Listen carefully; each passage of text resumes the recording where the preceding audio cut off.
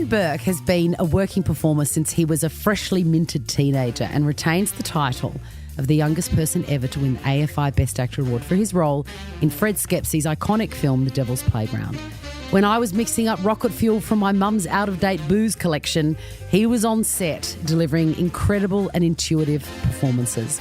I've always loved looking at this man's face, a face I've seen with pleasing regularity on my small screen in PlaySchool, The Sullivans, A Country Practice, Water Rats, Rake, and on stage in Sound of Music, Chicago, Les Mis, and most recently, of course, Moulin Rouge. The list is seemingly endless, as is the breadth of this man's talent. ChrissieCasters, please meet the magnificent Simon Burke. Thank you so much, Chrissie. Hey, I've got something to admit, though. That's a beautiful introduction, thank you. But I was, for many years, I think maybe 40 years, the youngest ever recipient of the Actor Award for Best Actor. And then that absolutely incredible little kid from Lion, I think his name was Sonny Power. Remember that beautiful film in Nicole Kidman? Yes, and I loved it. It was a great film, and that kid's performance was astonishing, and he rightly won the award, I think, in 2017. And ended your reign. Ended my reign, little bastard. Take him out. I know, don't worry, he'll never work again. What a little upstart. 8 years old. What the? Yeah. I thought 13 was good. 13, it's very impressive. Sonny, not so nice for you to do that to me, you know? How many roles did you do before Devil's Playground? I had done a couple of things. I was always interested in being an actor, like from when I was I was always a performer, one of those kids that always wants to do it. There weren't that many opportunities around, back in the dark ages when I grew up.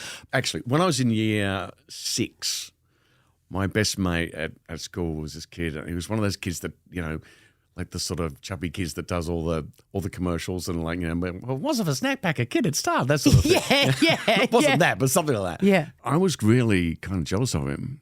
And I remember one day I bribed him to give me his agent's phone number. Wow, and the rest is history. The rest is history.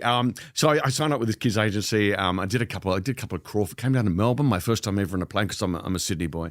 I came down to Melbourne, did a couple of Crawford's things, did a couple of ads.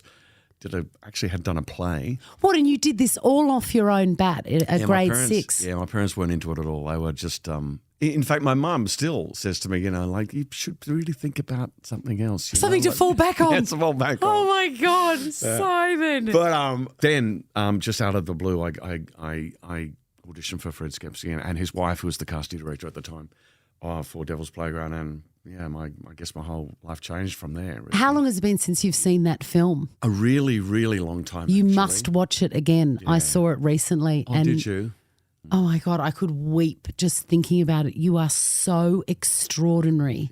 It's a beautiful film. It's what I think is interesting about the film is that it's because it's set in a Catholic seminary in the 1950s and there's, teenagers in it, a coming of age film, and priests. People assume it's a film about clergy abuse, which it absolutely isn't.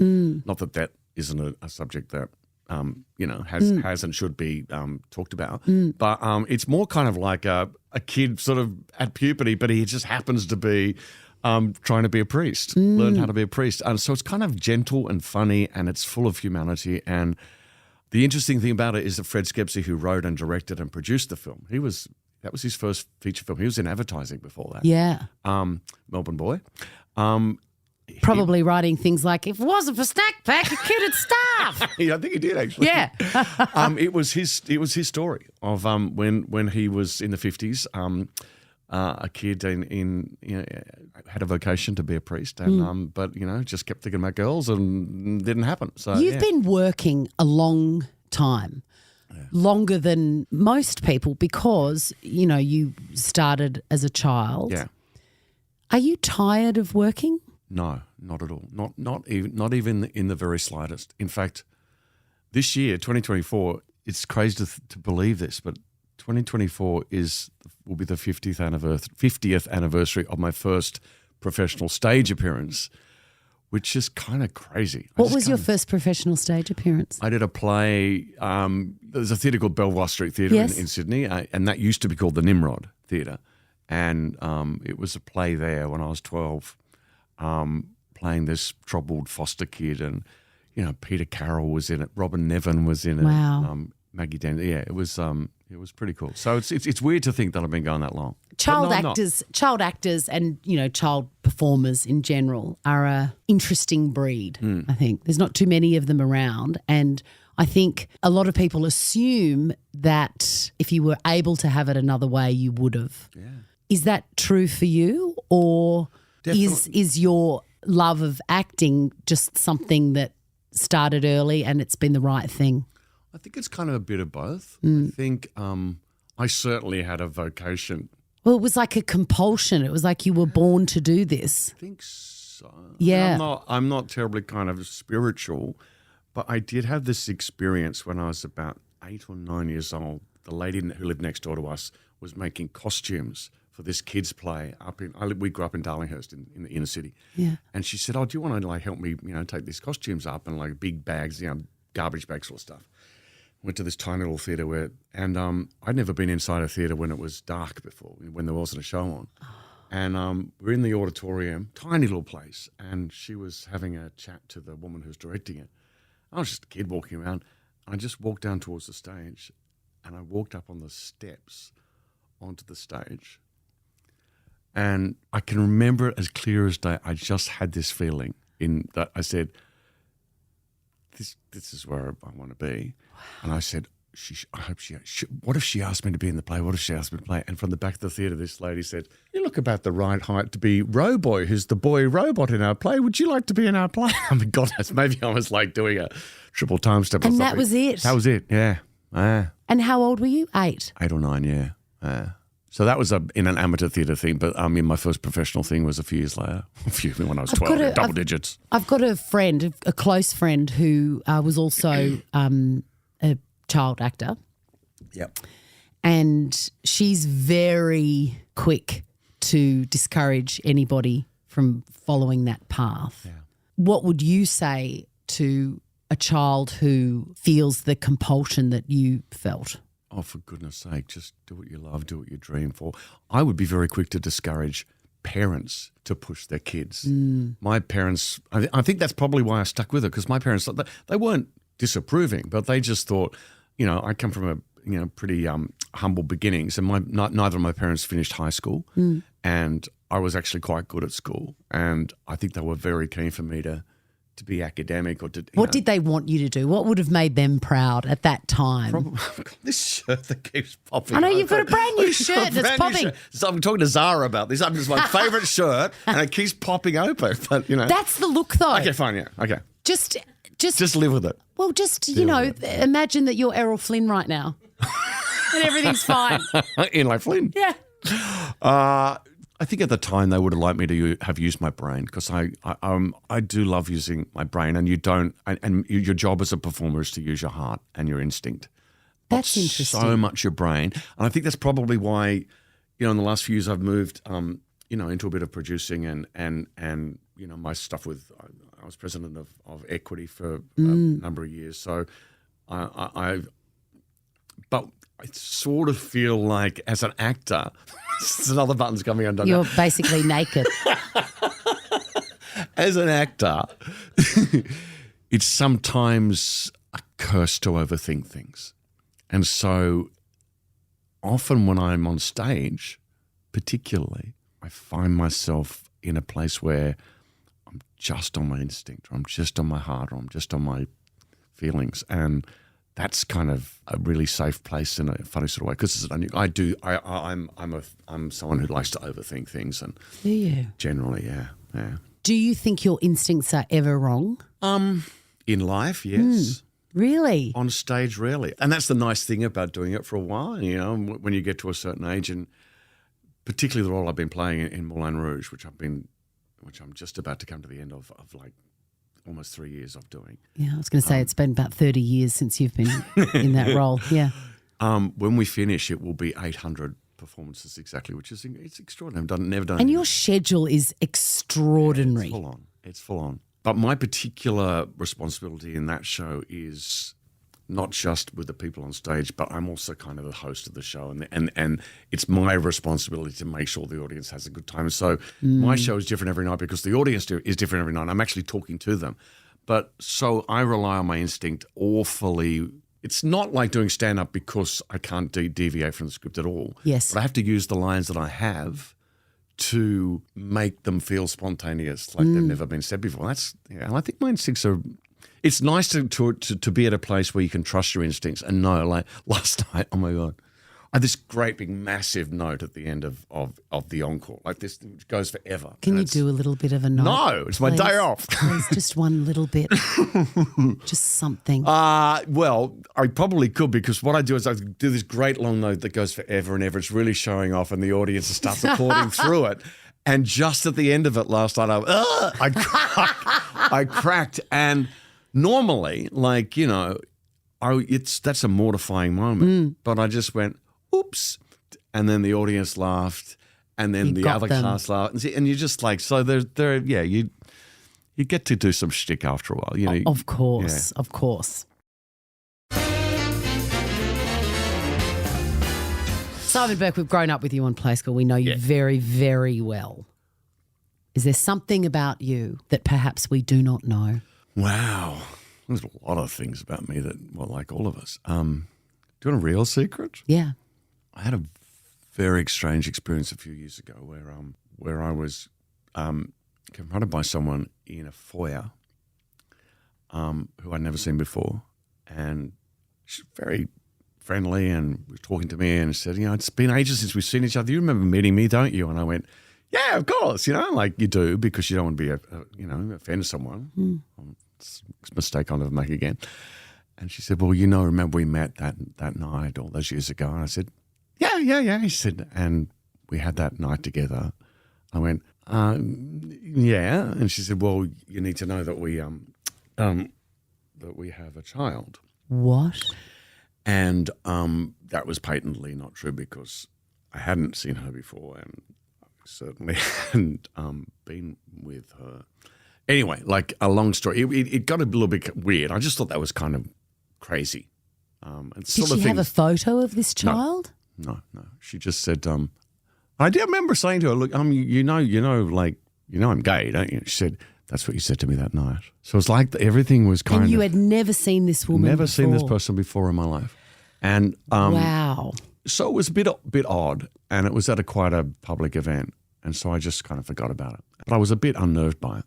Yes, I can imagine you were. 4 months later, I'm sitting in a rehearsal room rehearsing something, and it was here in Melbourne, and my mail had been sent down to Sydney. I'm going through my mail, you know, while other people are up on stage, and American Express bill, NAB statement, Department of Child Services, and there's a demand for child support from this person. From somebody who you had never met and had never. Yeah. And I have to say, like, so then there was a big rigmarole where I had to like leave rehearsals and bring child services. I can't remember what. And the further rigmarole of having to sort it out. Yeah. What I found incredibly kind of interesting about it was that the onus was on me to say that I would not support this person. I said, but I don't have a child. I've never met this person. They said, no, you have to say that you will not support this person because we can't get back to them and let. So actually, all I remember at the time is that I thought it was the system has actually been really well placed, because it means that so many men must fall through the cracks and refuse to do stuff. Yeah. And so it is actually quite well sorted. They kind of skip over the step of actually establishing paternity. Yeah. Skip over that. That doesn't matter. No. You just have to say, well, I support this person. I said, well, I don't even. They said, look, I understand the question is weird, but in order for this to be complete at this stage, you have to say no. And so I said, well, no. And they said, right, that will go away. And then about a year later, I was in Dublin actually, and I got a call from my agent saying that I'd been served with a notice to the federal court for not failure to appear. Simon, I feel sick with anxiety about this. It was full on that.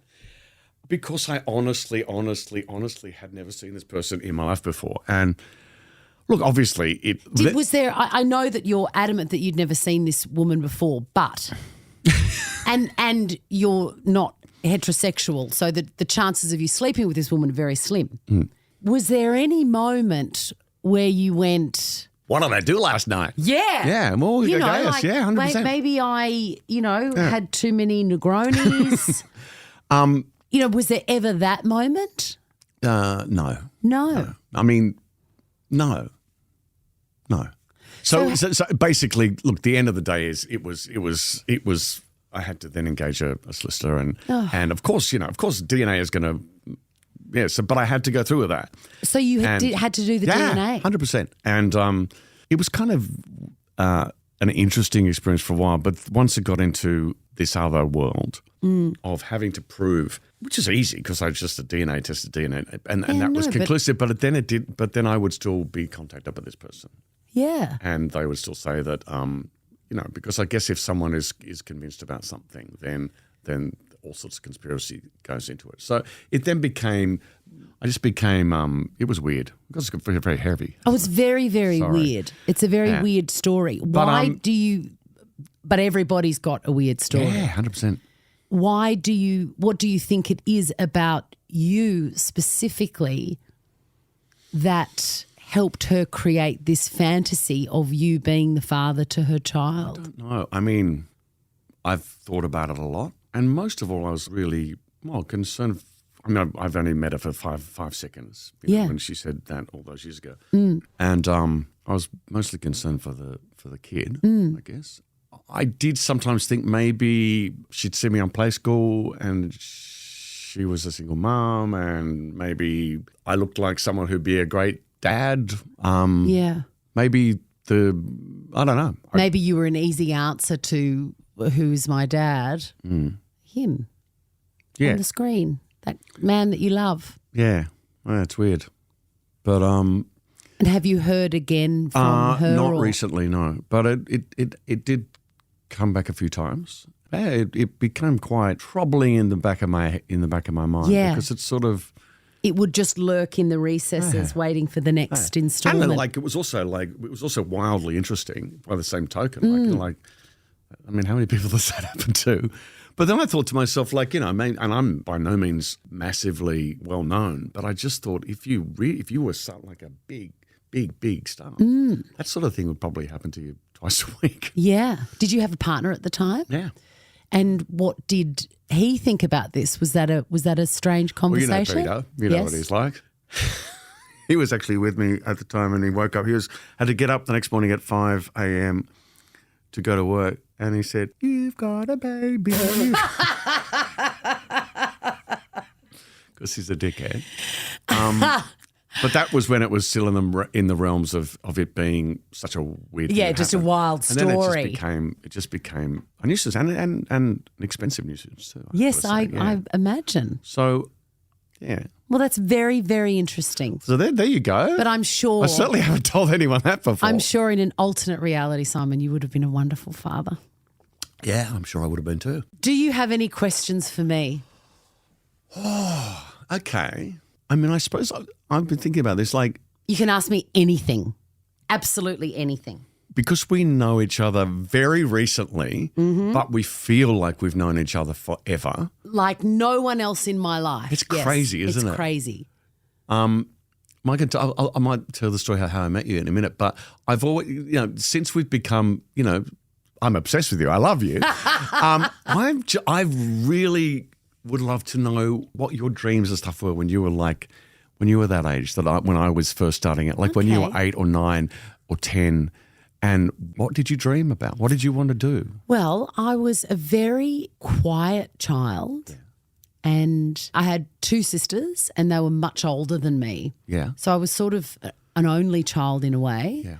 And my parents split up when I was very young, grade 1. So I kind of spent my first sort of that time from prep to grade 6 kind of working out the lay of the land of my new existence. I'd gone from everyone at home, very sort of idyllic, normal life, never had to think about anything, to all of a sudden feeling very tumultuous. So I felt like that part of my childhood was about surviving. So I didn't really have any dreams.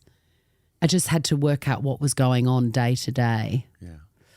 And I didn't know actually what I wanted to do with my life or what my purpose was until much, much later, like late 20s really. Yeah. I was just sort of floating around, enjoying people. That was the common thing, is that once I ended up at school around some like-minded girls, I felt very secure and safe again. And I'm still friends with those girls now that I met when I was 10 and 11. I wonder if that's got, like it is quite incredible how much and quickly and strongly we connect. And I wonder if it has something to do with the recognition of kind of that sort of trauma I had a pretty horrific time around the time that I became an actor. My parents were going through a pretty horrible breakup, and there was lots of a lot. Did you feel like isolated 100%, and I was alone? an absolute loner. Yeah, maybe that's what we've identified in each other. And then I just got this little. It was almost like I was saved, and I got into this other world where I was sort of special or not special, but actually valued. Yeah, and seen. And I was suddenly funny, and I was suddenly good at what I did, and that happened to me at school. And so I think that thing of feeling so alone, being by yourself, dealing with adult trauma. Absolutely no judgment on my family. Everyone was doing what they could do, at the time. But it is hard. And it was hard for all of us individually, but that's just how I felt. I just felt really like, oh, what the hell has happened? I know, I know what you mean, and I feel the same. And again, none on mine either. But it's that thing of no matter how much care is around you, when you're alone by yourself dealing with what's going on in your bedroom at 8, 9, 10, 11, 12, that's full on. So yeah, that's interesting. Yeah. Simon Burke, can I interest you in a round of Talk Tarot? I'm not sure. Set of tarot cards. You know how this works? No, I don't. Don't you? Never had my cards read. Oh. Okay. Well, I'm shuffling them all up, and you've just got to pick one that appeals to you, and then I'll read it out. Oh, God. Okay. Anyone, everyone's a winner. Have a pull. That's what they say. That's what they say. The sun. That's the correct lexicon. Have a pull. Have a pull. Who was that guy that got caught in the – anyway. Having a pull. Who is it? Todd McKenney. Now. Todd McKenney in Centennial Park. I don't think he was having a pull. No, that was Pee Wee Herman. No. All right, you have pulled a card. This is Talk Tarot. I'm going to ask you a question that's on the card. Simon Burke, please relay the story of when you and I first met. The card wanted to know that. The card. That's wanted to incredible. know. It's extraordinary. The day we met, it is like seared in my memory, not just because it was you, but because it was actually my 60th birthday. You couldn't believe that I cannot believe that you are now older than 60. 100%. Just. Yeah. It was in the middle of lockdown. It's lockdown 6, when you could only have 5 in a group. Yeah. Out in a park or area, 5 maximum. Can I give you some background to that story? Of course. So it's my 60th birthday. I wake up. I'm in Melbourne. Moulin Rouge is in lockdown. We're not allowed to associate with anyone. This is sort of 2 years ago. Yeah. It's like October 2021. And I was planning, it was going to be, my partner was in Sydney, couldn't get to Melbourne. My family was in Sydney, couldn't get to Melbourne. I'm like, oh, great, I'm waking up on my 60th birthday. And what I've been doing is, and our cast hadn't seen each other for 2 months because we were in lockdown. We weren't allowed to see each other. I'd go with a walk with a person here and there. Yeah. And so my 2 co-leads, Des and Alinta, who play Christian and Satine, said, we hardly knew them. They said, oh, what's your birthday? Let's meet in the Botanical Gardens for a walk. I thought, oh, okay, that'd be nice. That's sweet of them. It's something. Yeah, sweet of them. So I met them at the gates and I walked around and they talked, happy birthday, blah, blah, blah. And then I walked around a corner and there were 6 blankets spaced 6 meters apart with 5 members of the cast on each blanket. Goosebumps. It's so beautiful. The whole cast had turned up in groups of 5. Socially distanced. For my birthday. And It was like maybe it was like one of the most special things anyone's ever done. I didn't know any of these people. Did you feel like your heart would just explode? It just burst. It completely exploded. And so there was a bit, this was like about midday, and there was a bit of champagne going on and whatever. And I was naughty because I went from blanket to blanket, but the others, and I was coming home and I was I was in Fitzroy Gardens and meeting some friends of my partner's, again, socially distanced on a blanket. I was sitting with them, and suddenly Chrissie Swan walks past, and I went, she turns on me and looks at me, waves, hello. And I turn to you and I wave and we run and we like hug each other. We had never met. We never met. I'm like, it's Simon Burke. But it was crazy because we have a mutual friend, and you and I have been kind of like liking each other's things on Twitter for like, I don't know, 10, 15 years or something. I felt like I knew you. And when I walked past you and you walked past, you went, it's Simon Burke. And we like hugged. My shirt is completely open now.